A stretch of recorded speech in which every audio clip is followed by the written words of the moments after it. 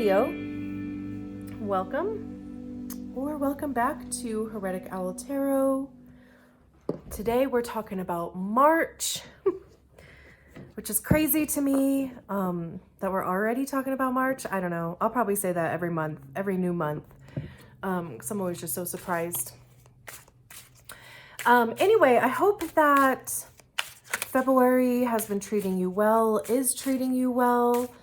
February was a pretty busy month for me. I actually launched an Etsy store, which I'm super proud of. I would love it if you checked it out. I'll link it below, of course. And as always, there's no obligation to buy anything. If you feel connected to something and would like to purchase it, that would be great. I would appreciate it. However, if you could just fill the space with a ton of love so that other people will want to buy stuff, I would appreciate it. I actually have a couple of these decks in the shop. So if you feel connected to this deck and you want to work with it yourself, like I said, I do have a couple of them available. So let's talk about you. We do a 4-card spread. The first position is the current energy. To the left of that is any potential blocks. Underneath that is advice for clearing the block, and then the energy that you're heading into. I don't shuffle reversals into the deck, which is kind of a funny story. Side note. So anytime I get a new deck, I handle it a lot. I keep it pretty close to me. I ask it random questions. I kind of do like a ton of different readings like on myself and stuff, just to, you know, like kind of get our energies like calibrated to each other and all of that. That's just what I do. But you know, I shuffle all of my decks the same way. Like I'm just kind of OCD like that. And I don't shuffle reversals into the decks, as I've said every reading. It's just not something that I ever connected to working with, as far as like I said, just kind of intentionally having them in the deck. So anyway, every time I would pick up the deck, the first few times, there would be reversals throughout. And I'm like, am I going crazy? Like, am I shuffling this deck differently? It was so weird. So then like one night, I literally, like I sat the cards down and I was like, okay, we need to talk. Like, this is kind of the way that that I structure my readings and the reason behind that, whatever. And just so that, you know, we have the same understanding. And no joke, ever since then, there hasn't been a reversal in the deck. Like I said, you know, or like I have said, if the card falls out in the reverse, I'll take it in the reverse. Absolutely. So that's just kind of a funny little journey. And I love that. Just kind of like those little things, little stories. And I'm glad I can share it with you guys, because other people would probably be like, what the hell are you talking about?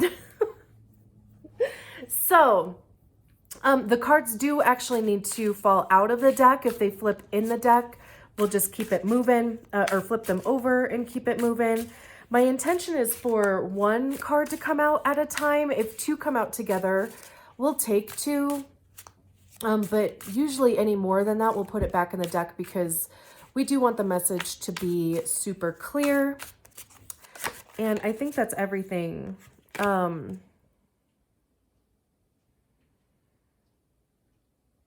Yeah. We have the 10 of Cups that kind of popped out there for your current energy. So, okay. Feeling fulfilled. I mean, you know, like the 10 of Cups is the minor arcana to the Sun card. Speaking of, very interesting.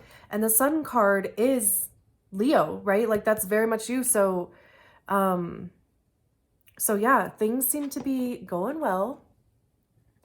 The 10 of Cups talks about, you know, like your cups being full, but to the point of being able to like kind of share it with community. You know, it talks about family, community, right? Like, you know, it's generally depicted by having a family there. You know, and most color tarot decks, it has, you know, the rainbow. So it also kind of talks about chakras being in balance or aligned also.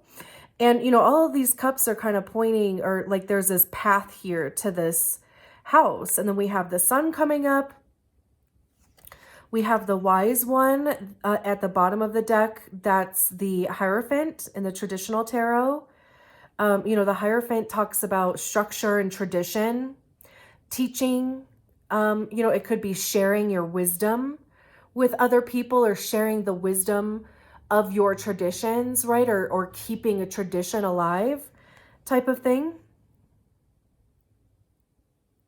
Also very much connected to community, right? Like just kind of feeling like you found your people type of thing. And then we have the Sun card.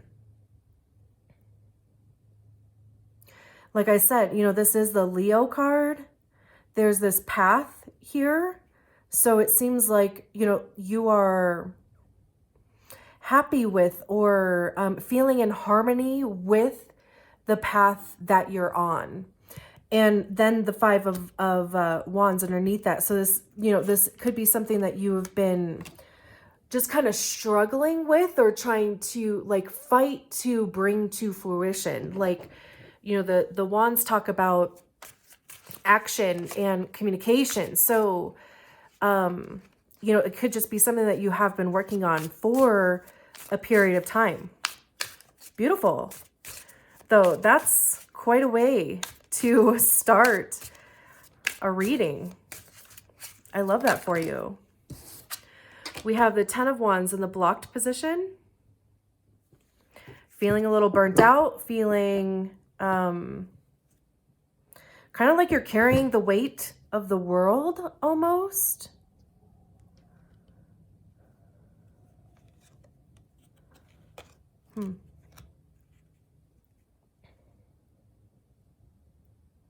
So I'm almost kind of wondering if this Ten of Cups is kind of like a mask that you're putting on. Like if you kind of have, if you feel like, you know, you have to kind of put on a face for people, you know, like if you,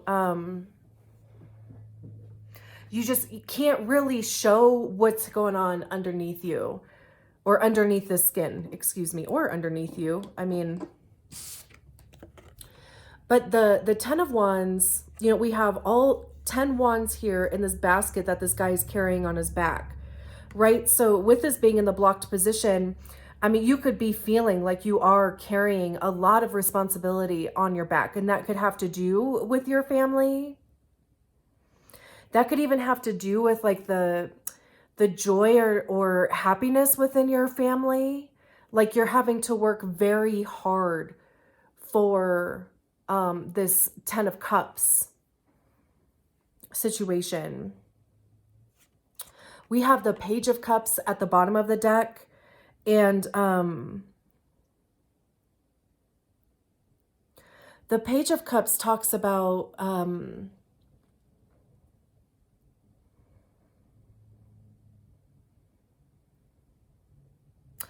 I don't know why all of a sudden I'm like at a loss for words. I mean, the cups talk about our emotions, right? Like I was saying with the Ten of Cups. So, you know, it's our emotions. The pages are the kind of like beginning stages of, you know, it's like the beginning of a relationship, right? It's like the honeymoon period.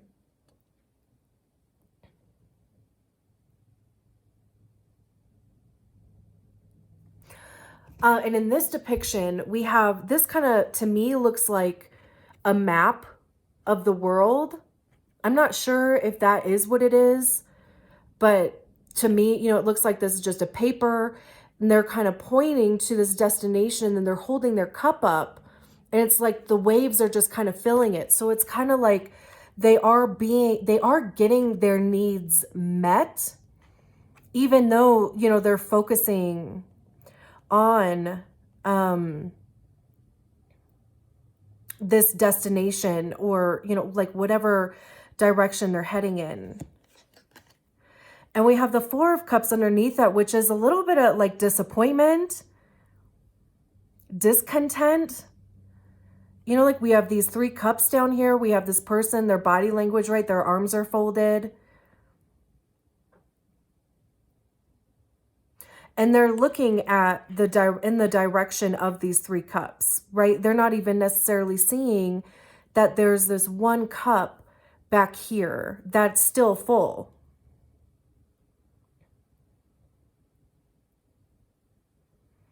So again, just kind of like getting this feeling of, you know, kind of depletion.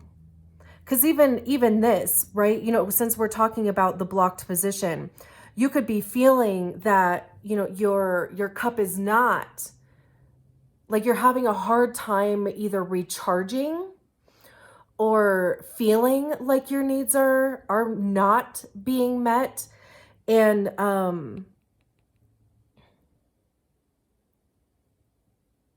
even maybe having a hard time focusing on the direction that you're trying to go in.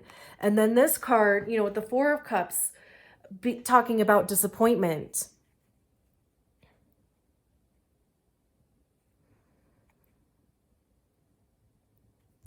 And then we have the Seven of Wands behind there, which is defensive. You know, they're kind of having to stand their ground. I always see these wands, like the 6 wands that generally are kind of being pointed up at the figure as, you know, like other people's opinions or about what you should do or how you should parent or how you should do this, that, or the other thing, right? And then there's this figure up here that's like having to, you know, kind of defend themselves against all of this chatter down here, because, you know, the wands talk about action and communication. So, you know, you could be struggling to communicate. You could be feeling like you're the only one that's communicating, or you're the only one that's trying to, you know, kind of move things forward. I think it's interesting that we have 2 10s out on the table already, and just the difference in energy between the two. Like this one on the exterior is, you know, happy, showing, you know, other people that, you know, they're happy with what they have. You know, like they feel fulfilled. They're, you know, and then on the inside, what people don't see is that you're actually exhausted and kind of feeling like you're not getting a ton of help. There's the 7 of Wands again. At the bottom of the deck, we have the Wheel of Fortune and the advice position.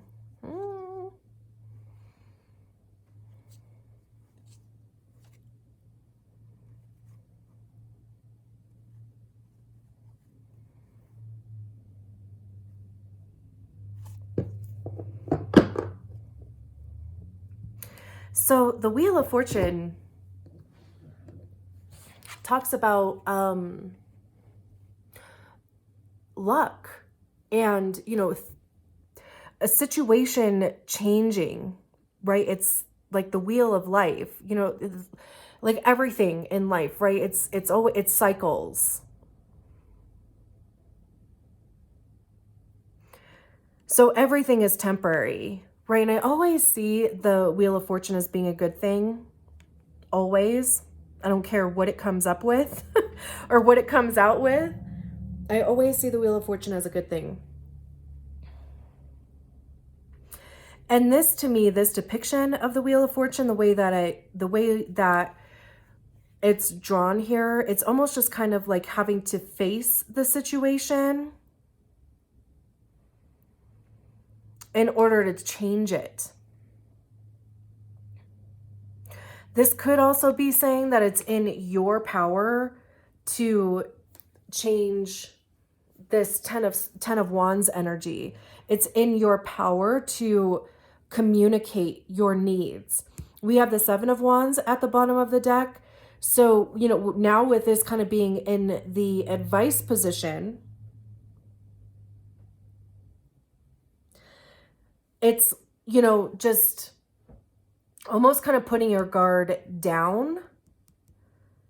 Like that could be the cycle that needs to change, is allowing yourself to let your guard down and accept the help, or even accept some advice. You don't have to accept everybody or really anybody's advice, but you can listen to it and see how you feel about it. Like let it kind of go through your heart center, right? And just kind of let it like just see how it feels.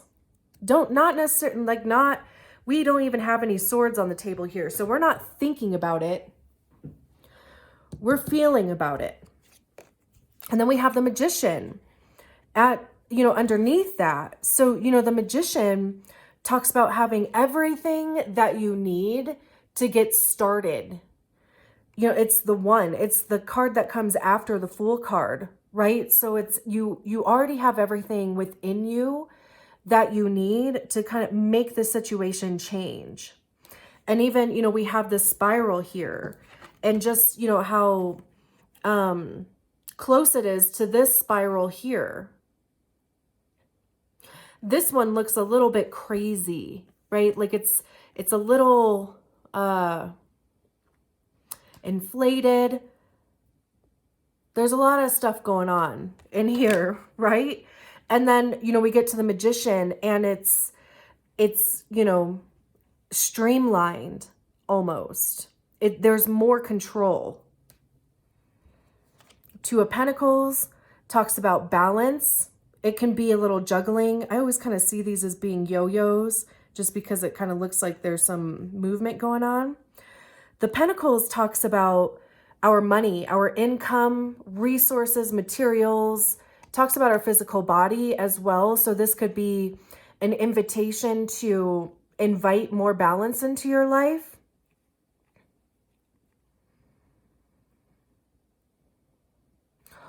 Or just, you know, like look at ways where you can invite more balance into your life.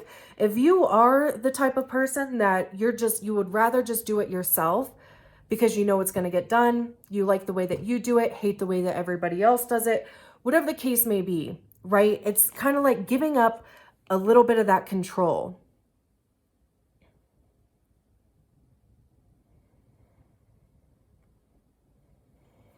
And then we have the Hermit underneath there. So it's like, you know, by doing this, it gives you space to kind of go within yourself. Like she's got this snake here.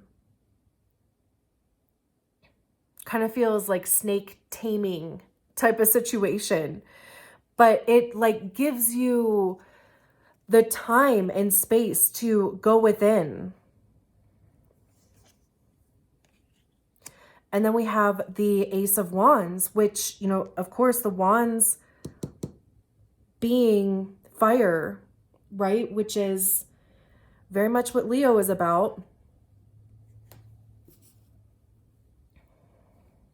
So this gives you an opportunity to get back into your own energy.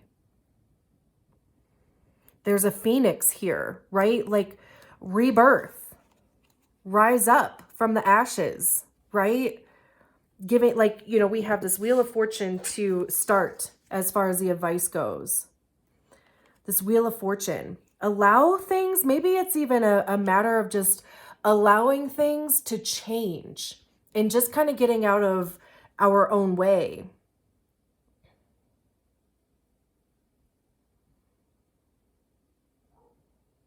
There's even like some little snakes down here too, which is interesting because we have this Hermit card with this snake going up. So giving up a little bit of control, streamlining, like really almost kind of getting clear on what this Wheel of Fortune, you know, what this cycle, this new cycle is. Ooh, okay, hold Good thing that wasn't lit. Okay, very exciting. And then, you know, like inviting some balance in, maybe giving up some responsibilities to other people to kind of juggle, allowing, you know, like kind of going within, taming, you know, like those spiders, those snakes down here. It doesn't have to be snakes. I'm sorry if you have an affliction to snakes, but just the, you know, even just the symbolism of, you know, like snakes shedding skin, right? Like just kind of rebirthing this phoenix, really getting back into yourself, you know, really kind of feeling your own energy again.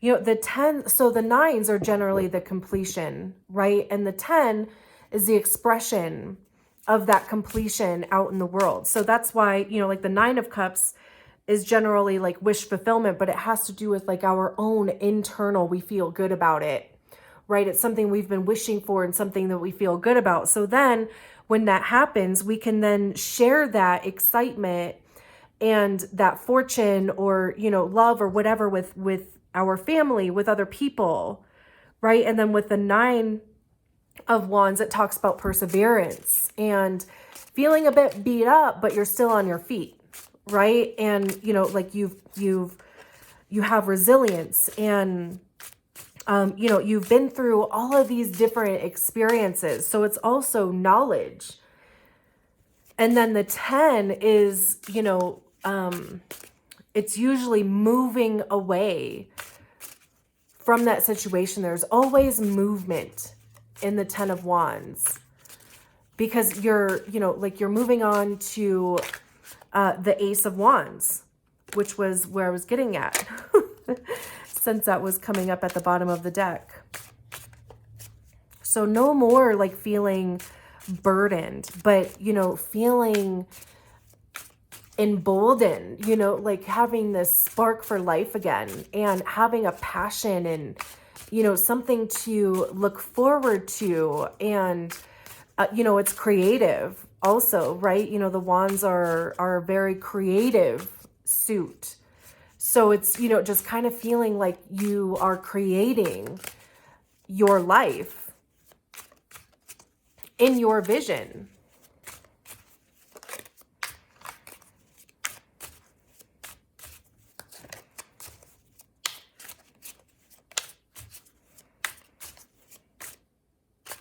This is a 10 also. Interesting. All of these 10s. 10s across the board.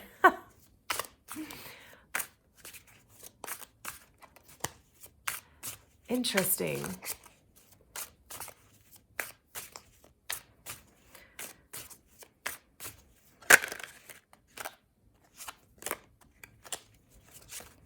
Very interesting.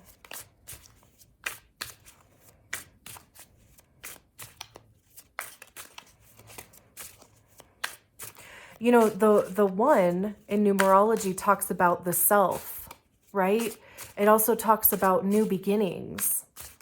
That is too many. And usually, you know, like zeros are amplifiers. So, you know, this is very much kind of focused on you and your energy.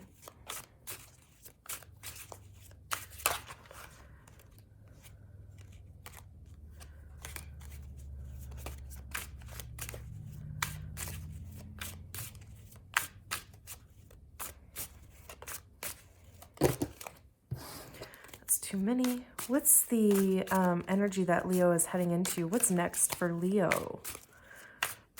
March 2022. What's next for Leo?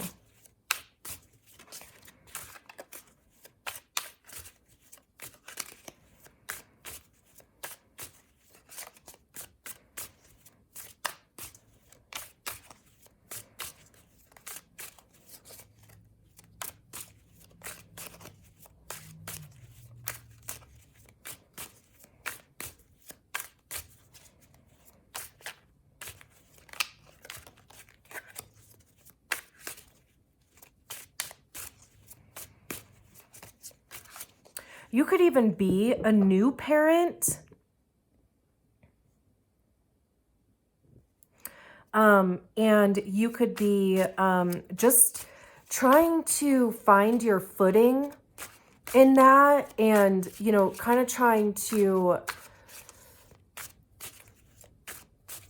define your life with this new child in your life, right? Like, so many things change when a child is introduced, right? Like, and a lot of that change is kind of, you know, centered on the woman. So, you know, if this is a situation where, you know, again, like if you are a new mother, obviously, right, like there's this joy and happiness and all of the things, right?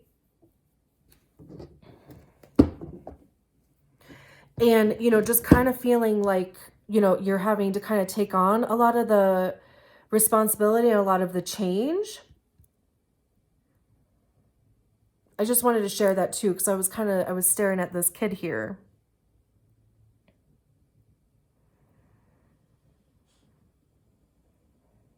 And just, you know, like kind of figuring out like what your new kind of lives look like, right? Like just this new cycle.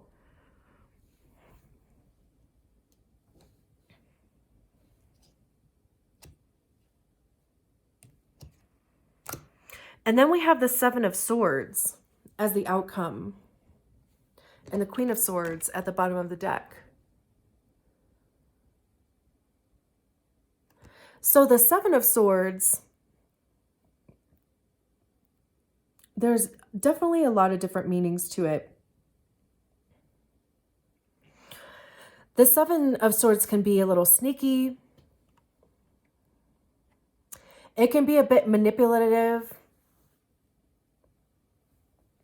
You know, the swords talk about our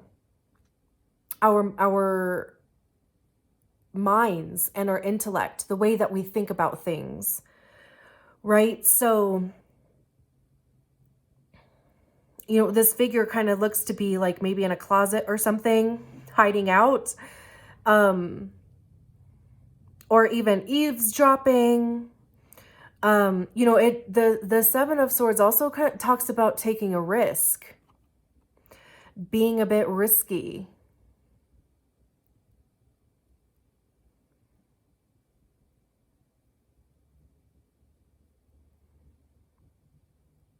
The traditional depiction of the Seven of Swords is, you know, there's this figure that has all the swords in their hand. They're kind of like tiptoeing away from the circus, right? So it kind of has this thievery aspect to it.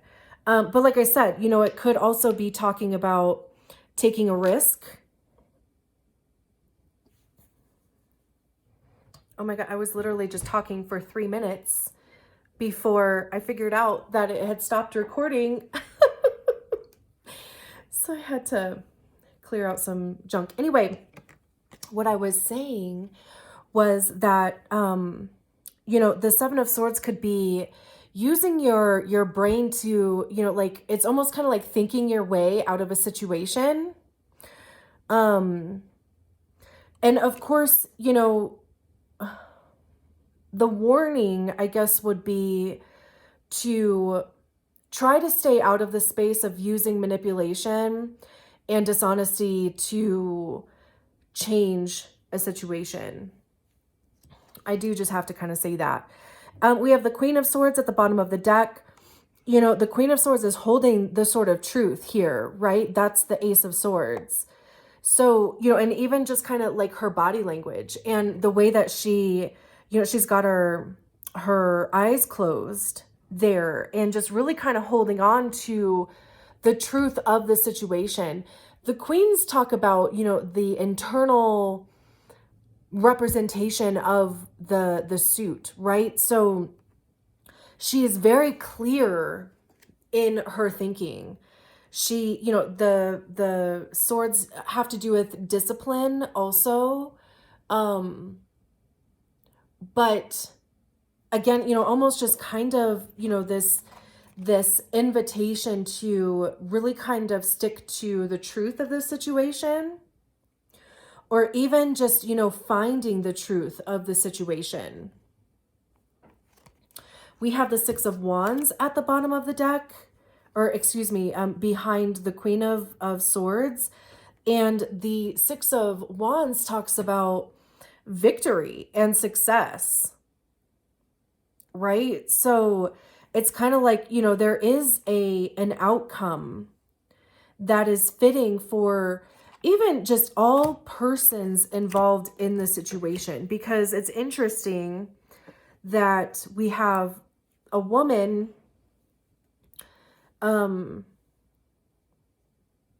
in, the depiction of the Ten of Cups. And, the assumption could be that, whoever's holding her hand could be whoever she's in a relationship with, right? Some sort of significant relationship. And then the Ten of Wands is more of a male figure, male depiction, right? Just at least the energy of masculine. There could also be, just kind of like a third party that would be able to kind of help you work through the situation. I mean, this could be a family member, it could be a therapist, anything along those lines, like this, like this figure or whoever this is could be, again, just somebody who kind of helps get the wheel turning a little bit more. And then we have the masculine or more male figure here, and the depiction of the Seven of Swords, and the Queen of Swords is more depicted as a female figure, right? So, I mean, if this does have to do with some sort of a relationship, it could just be that there's going to be a truth revealed in the situation. Like, you're going to uncover a truth about a situation. I kind of want to put everything out there that's like, kind of coming to mind. It's not all rainbows and butterflies all the time, unfortunately. But, at the same time, it really just kind of like changes things. Like,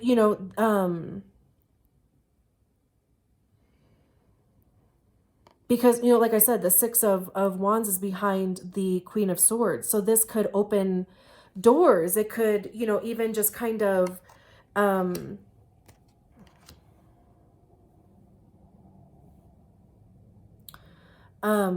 change things for the better. It literally could be a matter of communicating what you're both even thinking about the situation, right? Like the Ten of Cups or the Ten of Wands to me, it could be a breakdown in communication. It could either just be, kind of feeling like there's a cog in the wheel that's just kind of stopped communication from happening. But, like the channels just may not be very clear. And that may be because, like if there are more than one person, if there is more than one person in this situation, just remember that nobody can read your thoughts. You can't read, your partner or whoever else, business partner, whoever it is, you can't read their thoughts either. So this could be an invitation to just kind of, like reveal your truth. That's, what this Seven of Swords could be indicating with the Queen of Swords at the bottom of the deck. So this could go a couple different ways. I love that all these tens are on the table though, because that, like I said, that signifies the ending of these energies at least. And then we go back to the aces, the Ace of Cups, the Ace of Wands, right? Beautiful. I'm going to leave it there. Thank you so much. I'll talk to you soon. Bye.